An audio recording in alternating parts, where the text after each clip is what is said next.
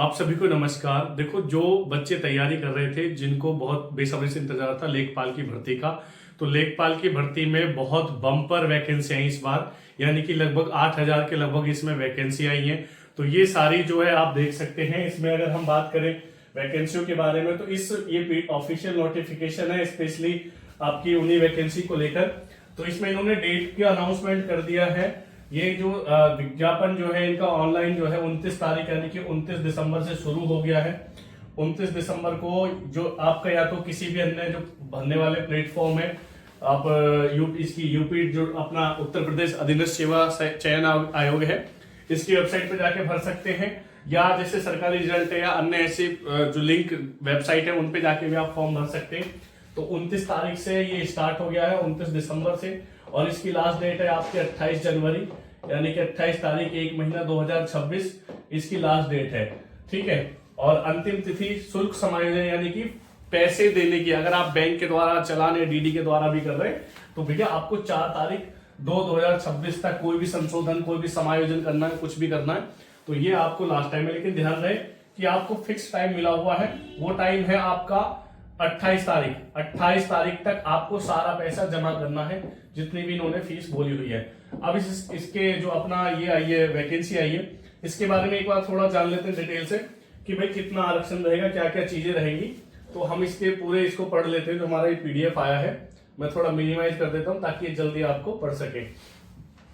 इसमें अगर हम बात करें एज की, तो एज इसमें दोस्तों 40 वर्ष तक अधिकतम सीमा है। और 1 जुलाई तक वो व्यक्ति जो भी भरने वाला है मिनिमम 18 साल पूरा होना चाहिए। ठीक है। हम बात करें कि इसमें कितनी वैकेंसी किस किस माध्यम से आई है, कैसे चीजें हैं, तो वो भी आप देख सकते हैं। ये आप देख सकते हैं। फीस के बारे में इन्होंने डिस्कस किया हुआ है। ऑनलाइन फीस जो है 25 रुपए है। ठीक है। 25 रुपए इन्होंने पहले से बताई हुई है। जो जनरल है, ओबीसी हो, एसटी हो, सभी के लिए इन्होंने पूरा शुल्क इन्होंने बताया हुआ है। 25 रुपए सभी की फीस है। तो 25 रुपए मुझे नहीं लगता कोई ज्यादा फीस है। पहले 100-200 तक भी होती थी, लेकिन अब काफी ज्यादा रियायत इन्होंने कर दी है। जैसे जैसे समय बदला है चीजों में, तो इन्होंने ये भी कर दिया है। चलिए एक बार आगे हम बढ़ते हैं। इसमें ये इनके कुछ पत्राचार के पते वगैरह इन्होंने दिए हैं। अब हम वैकेंसी के बारे में डिटेल से जान लेते हैं कि भैया किस वर्ग के लिए कितनी कितनी वैकेंसी आई है। थोड़ा मैं जूम आउट करके आपको इसे दिखा दूंगा। ठीक है। और किसी को अगर इसके बारे में और कोई डिटेल जाननी हो, ये पीडीएफ आपको चाहिए, तो भी आप मुझे बता सकते हैं कि भाई हमें पीडीएफ आप भेज दो। देखो, इसमें न्यूनतम लेवल जो है, जो वेतननामा है, वो आपका 21,700 से लेके अधिकतम आपका 69,100 रुपए तक है। अनारक्षित यानी कि जनरल वालों के लिए ये पद है आपके 4,165। अनुसूचित जाति, ठीक है, एससी एसटी 1,446, एसटी के लिए 150, ओबीसी के लिए आपका इसमें 1,441 है।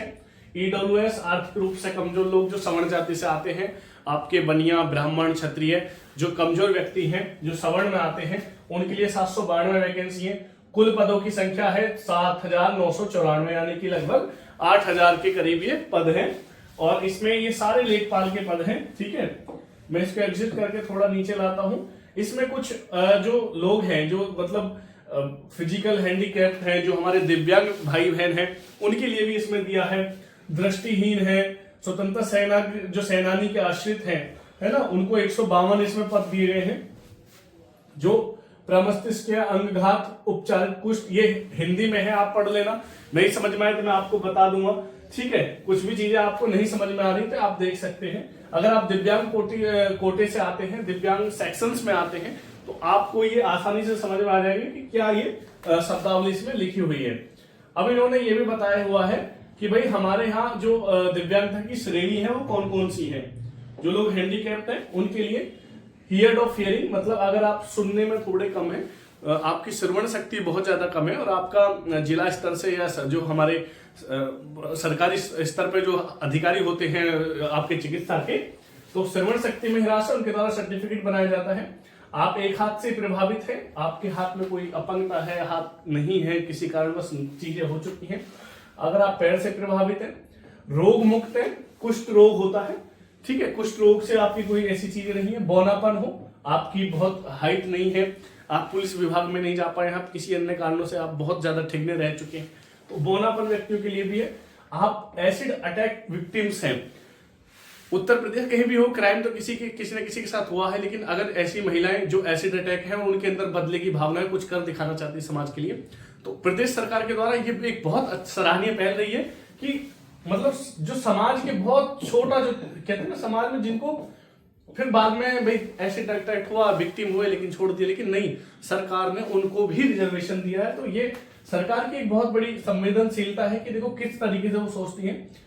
मल्टीपल डिसेबिलिटी है, कुछ और भी ज्यादा, जैसे हाथ भी अपंग है, पैर भी नहीं है, ये सारी चीजें हैं, उनके लिए भी इन्होंने दिया है। एक चीज मैं उनके लिए बताऊं कि जिन लोगों का ईडब्ल्यूएस है, जो आर्थिक रूप से कमजोर है, उनके लिए इसमें सूचना दी गई है, उसे भी आप देख सकते हैं, इसमें अर्हता वगैरह बताई गई है। देखो ये ईडब्ल्यूएस वाली है, ये मेल है, क्योंकि बहुत लोग जनरल कास्ट के जो है भाई SC ST को तो आरक्षण मिल ही रहा है, जनरल कास्ट वालों के लिए क्या आरक्षण है, तो आप ये समझते हैं कि 10% का आरक्षण सरकार ने दिया हुआ है, लेकिन इसके साथ साथ वो सर्टिफिकेट कब से कब तक का लागू होना चाहिए, तो आपका 1 मार्च से, है ना, सॉरी आपका इसमें तिथि दी गई है, या तो 1 मार्च है या 1 जुलाई है, आई थिंक मैंने पढ़ा था इसी में विहित शर्तों को 14(3) ये वो आप ये समझिए कि वो 6 महीने पुराना होना नहीं चाहिए, मतलब जो आपका सर्टिफिकेट है ईडब्ल्यूएस वाला वो 6 महीने पुराना नहीं होना चाहिए, और ये आपका तहसील स्तर से ही बनेगा, ठीक है, जो ईडब्ल्यूएस का है वो तहसील स्तर से बनेगा, और तहसील स्तर पे आपकी इसमें सारी चीजें आ जाएंगी, आपकी जो लेखपाल है संबंधित तहसील में वही इसको बना के देंगे। इन्होंने आयु के बारे में बताया है कि 40 वर्ष से अधिक आयु प्राप्त न किया हो व्यक्ति, ठीक है, ये इन्होंने यहां बताया है।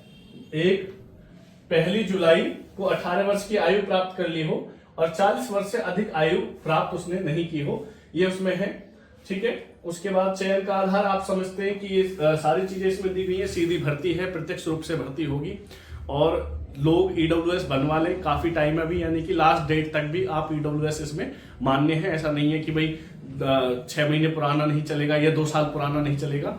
आपको नया डेट दी हुई है कि 1-3 जनवरी फरवरी मार्च जो हमारा वित्तीय वर्ष होता है फाइनेंशियल ईयर से लेकर अब तक का जो भी टाइम है उसके बीच में आपका ईडब्ल्यूएस बना होना चाहिए। तो जो जिसने भी नोटिफिकेशन नहीं अभी तक देखी है वो जाके चेक कर सकता है, या इनकी जो वेबसाइट है उस पे जाके भी आप लोग डाउनलोड कर सकते हो। देखो मैं यहाँ लगा रहा हूँ, ये हमने ये आपकी UP SSC की वेबसाइट है, इस पे जाके आप इसको देख सकते हैं। मैं इसको हटाता हूँ, ये देखिएगा, ये UP SSC लेखपाल रिक्रूटमेंट की वेबसाइट है, आप यहाँ जाके इसको चेक कर सकते हैं, यहाँ आपको सारी डिटेल मिल जाएंगी इसमें। ये यहाँ पे सारी नोटिफिकेशन सारी चीजें आपको इसमें देखने को मिलेंगी। तो आपकी कोई भी क्वेरी है आप गूगल कर सकते हैं, या हमारे नंबर पे या हमारे इस पे DM आप कर सकते हैं।